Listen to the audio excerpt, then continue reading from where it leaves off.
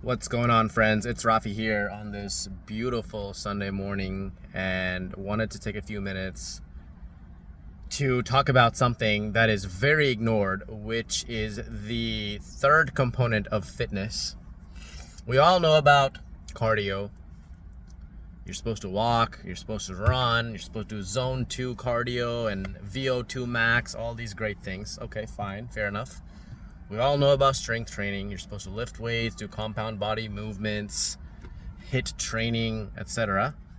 But there is one component of fitness, one of the 3 points of the triangle that a lot of us leave out, especially those of us who focus on the other two. And that third component is called balance and flexibility. And the thing with this is that it is, just as crucial, especially as we're getting older and we have all of these different types of joint issues that come up, or we lose muscle mass, our tendons and things like that get weaker over time. And as the muscle starts wearing down with age, this kind of balance stuff becomes especially important in order to remain mobile, to remain flexible, and to be able to do the activities of daily living. And so just like with muscle mass or cardio, you got to put in the work up front in the younger years so that you can bank on it in the later years.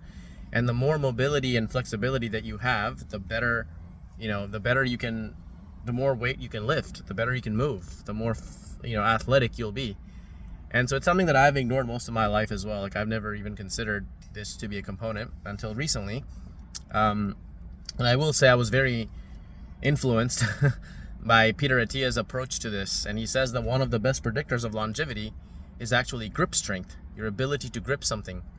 And also things like your ability to get off the ground without using your hands or using one hand, your ability to do a basic squat, your ability to balance. Because most old people, what happens?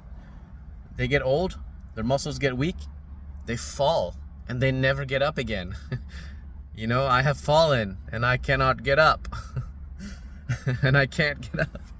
Anyway, so to prevent that scenario and not become a late night commercial, we need to be practicing these things early on in our lives. And what that essentially entails is incorporating balance and flexibility into our workouts. So how do you do that? Well, there's a lot. You can get very, very granular with it, and you can get really creative with it if you want. You can start by trying to do pistol squats, for example, one-leg squats by holding on to something. You can do yoga, you can do Pilates, you can do, just trying to balance on one leg, just something basic even. So the main idea here is just to start somewhere and do something. And as you get better at it, you can become more creative. You can try to do something more challenging. So how I've implemented some of this in my life is that, first of all, I always do squats. Wherever I'm going, I just do a squat. Everywhere I go now, if I'm standing in line, I'm just gonna do some pistol squats in there. If I'm in the gym, I'm gonna be doing some what do you call that thing? What's that thing called? Where you put one leg on the bench and then you do a squat. Man, I can't think of the name of this freaking exercise. It's so basic. Anyway, I'm doing stuff like that. I'm doing, yoga at least like twice a week. I'm doing meditation. I'm not sure if that falls under this, stuff under balance and mobility, but it's definitely helping my mind, which is definitely helping me make better decisions. And the better decisions you can make, life is a game of chess. Everything is a result of our decisions and our perspectives. So I don't really care to work hard. I don't really give a shit about that. I care to make smart moves that get me from point A to point B while depending and learning on other people's mistakes and their money. So if I'm playing that kind of game in life, I don't have time to make mistakes. I got to play sharp. So mental stuff is big. You have to work out to sharpen your mind just the same way. And so yoga and Pilates and those kind of meditation classes incorporate the two things together. So I found a lot of benefit from that. So, that's my only message for today. Think about it. Ask yourself, am I incorporating flexibility and balance into my overall physical fitness. And it's not just for your performance right now. Ask yourself, am I prepared for my mobility? Like, is my body currently prepared to be mobile when I turn 60, when I turn 70, when I turn 80?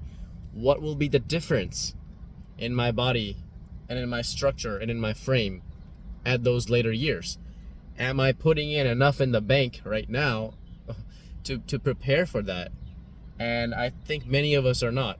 I see a lot of people that are extremely, muscular and strong, but you can tip them over with a finger. They're built on some straw legs. And then I see the opposite as well. I see some runners and stuff that have amazing quads and stuff, but then they don't have any upper body strength either. So you really can't ignore one and do the other. So for me, does this impact my ability to get more physically fit overall in some other areas? Yes. Everything in life is a trade-off. If I'm choosing yoga and I don't have time to do CrossFit, well, I miss out on CrossFit that day, So what? I'm doing CrossFit at least 3 days a week. I'm trying to go to the gym at least 1 or 2 days a week to do some strength training outside of that. I'm trying to run at least 1 or 2 days a week, and I'm trying to do yoga twice a week. And that's plenty for, a normal guy who's got other priorities and stuff. So that's how I'm putting my time and efforts into my, health. And without health, there is no wealth. So, that's all. It's all tied together. So I would really encourage all of us to take a more holistic approach towards our life, and that includes paying attention to the most important asset that we have, which is our health. So that's it. Rafi Chaudhary signing out. Sunday morning.